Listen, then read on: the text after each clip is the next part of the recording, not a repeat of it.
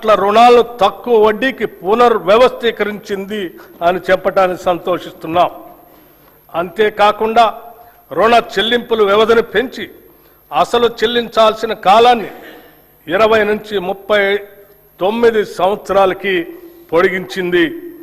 ఈ రుణ పునర్వ్యవస్థీకరణ ద్వారా 2025-26 నుండి 2031-32 దాకా చెల్లించాల్సిన 34,058 కోట్ల రూపాయల నుంచి 11,915 కోట్లకు తగ్గింది. దీని ద్వారా రాష్ట్రానికి 22,142 కోట్ల రూపాయలు క్యాష్ అవుట్ఫ్లో తగ్గి నగదు వెసులుబాటు కలిగింది. గతంలో TUFIDC సంస్థ 10.2% వడ్డీతో తీసుకున్న 172.02 కోట్లు, తెలంగాణ రోడ్డు డెవలప్మెంట్ కార్పొరేషన్ 9.7% వడ్డీతో తీసుకున్న 2,204.06 కోట్ల రూపాయల రుణాలను 8.6% వడ్డీకి రీస్ట్రక్చర్ చేసుకున్నాం. దీని ద్వారా మొత్తంగా ఈ ఆర్థిక సంవత్సరంలో సుమారు 27,988 కోట్ల అధిక వడ్డీ రుణాలను తక్కువ వడ్డీకి మార్చుకున్నాం. 16వ ఆర్థిక సంఘం కేంద్రానికి పన్నుల రూపంలో మనం ఏటా 1,000 కోట్ల రూపాయల ఆదాయం సమకూరుస్తుంటే తిరిగి కేంద్ర పన్నుల పంపకాల ద్వారా మనకు ఇస్తున్నది మనం కట్టే ప్రతి రూపాయలో సగటున 42 పైసలే. జనాభా నియంత్రణ పాటిస్తూ సొంత రాబడి పెంచుకుంటూ దేశ ఆర్థిక వ్యవస్థ వెన్నెముకగా నిలుస్తున్న రాష్ట్రాలకు ఈ పంపకం ద్వారా తీవ్ర అన్యాయం జరుగుతూ వస్తుంది. ఈ చారిత్రక లోపాన్ని సరిదిద్దేందుకు మన ప్రభుత్వం 16వ ఆర్థిక సంఘం ముందు బలమైన వాదనను వినిపించింది. తద్వారా కేంద్ర పన్నుల పంపకం ఫార్ములాలో కేవలం జనాభా ఆదాయ వ్యత్యాసాలు లాంటి అంశాలనే కాకుండా రాష్ట్ర GSDPని కూడా ఒక కీలక కొలమానంగా పరిగణలో తీసుకునేలా మెప్పించి ఒప్పించడంలో మన ప్రభుత్వం విజయం సాధించింది. దీని ద్వారా తెలంగాణ వాటాను 2.102% నుండి 2.174%కి పెంచటం జరిగింది. తెలంగాణ రాష్ట్రాన్ని దేశంలోనే భవిష్యత్ ఆర్థిక శక్తిగా అభివృద్ధి చేయాలనే లక్ష్యంతో తెలంగాణ రైజింగ్ గ్లోబల్ సమ్మిట్ 2025ను డిసెంబర్ 8-9 తేదీల్లో హైదరాబాద్లోని భారత్ ఫ్యూచర్ సిటీలో విజయవంతంగా నిర్వహించాం. ప్రధాన రంగాలలో ప్రపంచ స్థాయి పెట్టుబడులను ఆకర్షించడానికి ఈ సమ్మిట్ ఒక ముఖ్య వేదికగా నిలిచింది. ప్రపంచవ్యాప్తంగా సుమారు 2,000 మంది అంతర్జాతీయ ప్రతినిధులు, పెట్టుబడిదారులు, విధాన రూపకర్తలు, ఆర్థిక నిపుణులు, సాంకేతిక రంగ నిపుణులు ఈ సమ్మిట్లో పాల్గొన్నారు. ఈ సమ్మిట్లో నోబెల్ బహుమతి గ్రహీతలు ఆర్థికవేత్త శ్రీ అభిజిత్ బెనర్జీ, సామాజికవేత్త శ్రీ కైలాష్ సత్యార్థి, RBI మాజీ గవర్నర్లు శ్రీ దువ్వూరి సుబ్బారావు, శ్రీ రఘురామ రాజన్, ఆర్థికవేత్త శ్రీ అరవింద్ సుబ్రహ్మణ్యన్, యునైటెడ్ కింగ్డమ్ మాజీ ప్రధాని Shri Tony Blair, World Economic Forum ప్రతినిధి శ్రీ జెర్మీ జగ్గన్స్ వంటి ప్రముఖులు పాల్గొన్నారు. అదేవిధంగా పరిశ్రమల రంగం నుంచి శ్రీ శంతన్ నారాయణ్, శ్రీ ఆనంద్ మహేంద్ర, శ్రీ ప్రేమ్ వాట్సా, శ్రీ ఎరిక్ స్వైడర్ వంటి ప్రముఖ పారిశ్రామికవేత్తలు కూడా పాల్గొన్నారు. ఈ సమ్మిట్ సందర్భంగా తెలంగాణ రైజింగ్ విజన్ 2047 పత్రాన్ని అధికారికంగా విడుదల చేయటం జరిగింది. ఈ విజన్ పత్రం క్యూర్, ప్యూర్, రేర్ అనే 3 ప్రాంతాల ఆధారంగా సమతుల్య సుస్థిర అభివృద్ధి సాధించడానికి రాష్ట్ర దీర్ఘకాలిక అభివృద్ధి వ్యూహాన్ని ప్రతిపాదించింది. సమ్మిట్ సందర్భంగా దాదాపు 100 పైబడి MOUలు కుదుర్చుకున్నాం. వీటి ద్వారా సుమారు 5,75,000 కోట్ల రూపాయలు పెట్టుబడులు పెట్టడానికి పెట్టుబడిదారులు తమ ఆసక్తిని వ్యక్తపరిచారు. హైదరాబాద్లో సాఫ్రన్ CFM అంతర్జాతీయ ఏరోక్రాఫ్ట్ ఇంజన్ యొక్క మెయింటెనెన్స్, రిపేర్ మరియు ఓవరాల్ MRO సదుపాయ కేంద్రాన్ని ప్రారంభించడం ఒక చారిత్రాత్మక ప్రభుత్వ విజయం. గౌరవ ముఖ్యమంత్రి శ్రీ రేవంత్ రెడ్డి గారు దావోస్లో next gen life sciences policy 2026-2030ను ఆవిష్కరించారు. ఈ పాలసీ లక్ష్యం 2030 నాటికి ఆర్టిఫిషియల్ ఇంటెలిజెన్స్ పరిశోధనాభివృద్ధి మరియు ఆధునిక తయారీ రంగాల్లో తెలంగాణను ప్రపంచంలో మొదటి 5 లైఫ్ క్లస్టర్లలో ఒకటిగా నిలపటం. ఈ రంగంలో ఇప్పటిదాకా 73,360 కోట్ల పెట్టుబడుల్ని ఆకర్షించాము. దీనివల్ల 1,00,000 మందికి ప్రత్యక్షంగా మరియు 2,50,000 మందికి పరోక్షంగా ఉద్యోగాలు సృష్టించబడతాయి. సింగపూర్కు చెందిన ఏజీఐడిసి, వియత్నాంకు చెందిన వెన్ గ్రూప్, జేసీకి ఇన్ఫ్రా ప్రాజెక్ట్స్ లిమిటెడ్ సంస్థల నుంచి మొత్తం 1,03,500 కోట్ల రూపాయల పెట్టుబడులు వస్తాయి. ప్రణాళికాబద్ధంగా అభివృద్ధి సాధించడానికి, ఈ అభివృద్ధికి ప్రజలను వారసులను చేస్తూ ముందుకు సాగటానికి అంతర్జాతీయ స్థాయిలో ఎక్కడా లేని విధంగా క్యూర్, ప్యూర్, రేర్ అనే 3 ప్రధాన ప్రాంతాలుగా గుర్తించాం. క్యూర్లో సేవా రంగానికి, ప్యూర్లో ఉత్పాదక రంగానికి, రేర్లో వ్యవసాయ మరియు వ్యవసాయ అనుబంధ రంగాలకు ప్రాధాన్యత ఇస్తూ రాష్ట్రాన్ని అభివృద్ధి చేస్తున్నాం.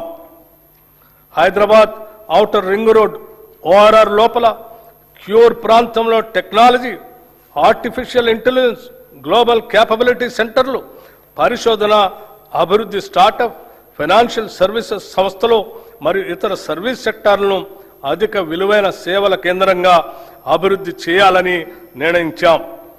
తెలంగాణలో పట్టణ జనాభా 2031 నాటికి 53.8% చేరుకునే అవకాశం ఉంది. ఈ నేపథ్యంలో క్యూర్ ప్రాంత పరిధిని కాలుష్య రహితంగా నెట్ జీరో మార్చేందుకు కావలసిన అన్ని చర్యలు తీసుకుంటున్నాం. సందర్భంగా health policy, Hyderabad industrial lands transformation పాలసీని కింద కాలుష్య కారక పరిశ్రమలను ఓఆర్ఆర్ బయటికి తరలించేందుకు మరియు సింగిల్ యూజ్ ప్లాస్టిక్ వినియోగాన్ని నిషేధించేందుకు చర్యలు తీసుకుంటున్నాం. క్యూర్ పరిధిలో ప్రస్తుతం ఉన్న పెట్రోల్, డీజిల్ ఆటోలను రెట్రో ఫిట్టింగ్ ద్వారా ఎలక్ట్రిక్ వాహనాలుగా ప్రభుత్వ ఖర్చుతో మారుస్తాం. Peri urban region economy, outer ring road, regional ring road మధ్య ప్రాంతాన్ని మ్యానుఫ్యాక్చరింగ్ హబ్గా అభివృద్ధి చేయాలని లక్ష్యంగా పెట్టుకున్నాం. ఈ ప్రాంతంలో తయారీ పరిశ్రమలు, ఎంఎస్ఎంఈ క్లస్టర్లు, లాజిస్టిక్ హబ్లు, పారిశ్రామిక పార్కులు ఏర్పడేలా చర్యలు తీసుకుంటాం. దీని ద్వారా ముఖ్యంగా పెద్ద ఎత్తున ఉద్యోగాలు సృష్టించబడతాయి. ఈ ప్రాంతం తెలంగాణ ఆర్థిక వ్యవస్థకు తయారీ కేంద్రంగా, మ్యానుఫ్యాక్చరింగ్ ఇంజన్గా మారనుంది. రీజనల్ రింగ్ రోడ్ అవతల ఉన్న ప్రాంతాలను వ్యవసాయ వాల్యూ యాడెడ్ ఆర్థిక వ్యవస్థగా ఏర్పాటు చేస్తున్నాం. ఇందులో ఆహార ప్రాసెసింగ్ పరిశ్రమలు, విలువ ఆధారిత వ్యవసాయం, పర్యావరణ పర్యాటక రంగం పై ప్రత్యేక దృష్టి సారిస్తున్నాం. దీని ద్వారా గ్రామీణ ప్రాంతాల ఆదాయం పెరిగి సమగ్ర ప్రాంతీయ అభివృద్ధి సాధ్యమవుతుంది. హైదరాబాద్ అభివృద్ధికి ప్రభుత్వం పలు చర్యలు తీసుకుంటుంది. ఔటర్ రింగ్ రోడ్ అవతల లోపల ఉన్న 20 మున్సిపాలిటీలను, 7 కార్పొరేషన్లను విలీనం చేస్తూ జిహెచ్ఎంసీ ప్రాంతాన్ని పరిపాలనా సౌలభ్యం కోసం ప్రభుత్వం పునర్వ్యవస్థీకరించి నగరంలో సమ్మిళిత మరియు సమాన అభివృద్ధిని సాధించే దిశగా మన ప్రభుత్వం జిహెచ్ఎంసీని కొత్త డివిజన్లు మరియు బ్లాకులతో కూడిన గ్రేటర్ హైదరాబాద్, సైబరాబాద్ మరియు మల్కాజ్గిరి అనే 3 నగరపాలక సంస్థలుగా విభజించింది. అనేక పాలనాపరమైన సంస్కరణలతో పాటు ప్రణాళికాబద్ధమైన అభివృద్ధి కోసం సమర్థులైన అధికారుల్ని నియమించడం జరిగింది. ఈ పునర్వ్యవస్థీకరణ ద్వారా పరిపాలనా వికేంద్రీకరణ, స్థానిక స్థాయిలో జవాబుదారీతనం పెంపు, మౌలిక సదుపాయాల అభివృద్ధి మరియు పౌరులకు వేగవంతమైన సేవలు అందుబాటులోకి రానున్నాయి. ఈ 3 మున్సిపల్ కార్పొరేషన్లతో పాటు హైదరాబాద్ మెట్రోపాలిటన్ వాటర్ సంస్థ, హైడ్రా వంటి సంస్థలన్నింటినీ సమన్వయపరిచే ఒక సంస్థను ఏర్పాటు చేయడానికి తగిన చట్ట సవరణ చేయాలని నిర్ణయించాం.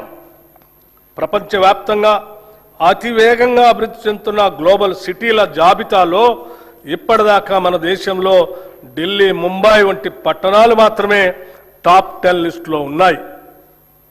ఇప్పుడు హైదరాబాద్ కూడా ఆ జాబితాలో చేరబోతున్నది. పోలీస్ కమిషనరేట్ పునర్వ్యవస్థీకరణ గురించి హైదరాబాద్ మహానగర ప్రాంతంలోని పోలీస్ వ్యవస్థ సామర్థ్యాన్ని బలోపేతం చేయటం కోసం ఈ ప్రాంత పోలీస్ వ్యవస్థ పరిధిని హైదరాబాద్, సైబరాబాద్, మల్కాజ్గిరి, ఫ్యూచర్ సిటీ అనే 4 కమిషనరేట్లుగా పునర్వ్యవస్థీకరించాము.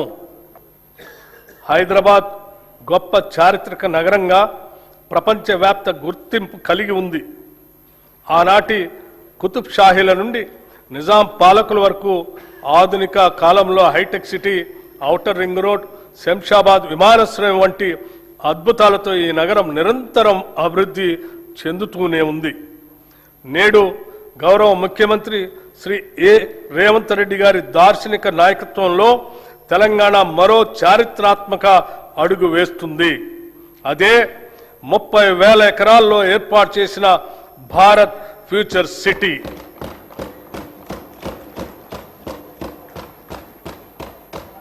రేడియల్ రోడ్ల నిర్మాణం ఫ్యూచర్ సిటీని నేరుగా ఆంధ్రప్రదేశ్లోని మచిలీపట్నం పోర్టుకి అనుసంధానించే గ్రీన్ఫీల్డ్ జాతీయ రహదారి, భూగర్భ విద్యుత్ వ్యవస్థ, పర్యావరణ అనుకూల స్మార్ట్ గ్రిడ్లతో ఈ నగరం సుస్థిర అభివృద్ధికి నిదర్శనంగా నిలుస్తుంది.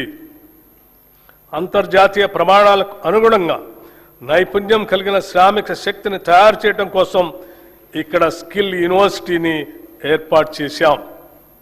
ఈ ఫ్యూచర్ సిటీ నిర్మాణం పూర్తి చేసుకుంటే ఈ నగరం అంతర్జాతీయ నగరాల సరసన నిలిచి అంతర్జాతీయ పర్యాటక కేంద్రంగా మారుతుంది.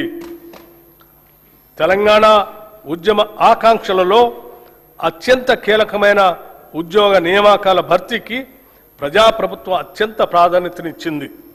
గత ప్రభుత్వం నిరుద్యోగుల జీవితాలతో చెలగాటం ఆడింది.